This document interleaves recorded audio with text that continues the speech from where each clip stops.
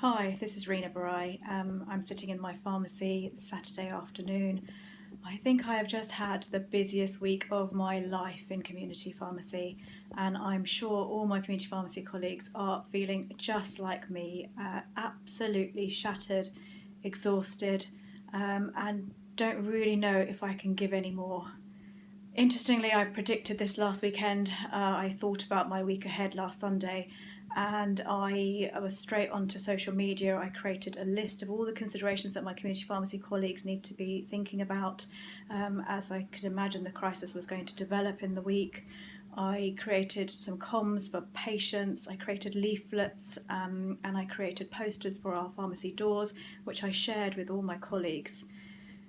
I waited and watched what our representative bodies and the powers that be have been doing to support us, and there have been some really good pieces of work coming out from some of those bodies.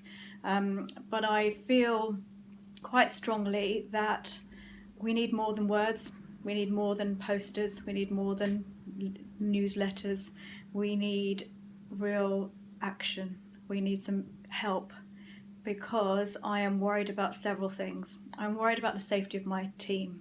We have had people coming into our pharmacy who have got symptoms and who should be self-isolating and are not understanding the meaning of self-isolation and are not respectful of the fact that they're putting myself and my team at risk. We need very clear comms about medication and what's going to happen. Will pharmacies stay open? For example, in countries like Italy, where they're in lockdown, the only shops that are open are pharmacies and supermarkets. So we need some very clear messaging from the government to say that whatever happens, we will ensure a safe supply of your medication and food items, because this is what people are worrying about. And then we are feeling the impact of that. We need very clear messaging from the powers that be and funding for a delivery service. I've had a fourfold increase in the number of deliveries that I've been asked to do, some to many patients who are self-isolating because they have symptoms. Some have had to self-isolate at very short notice and have no money, and I've delivered toilet roll and soap and gloves to people on an IOU basis and said to them, sort me out, pay me back whenever we're out of this situation. I have had to deal with a massive increase of prescription requests this week and have had to order an immense number of items from my wholesalers.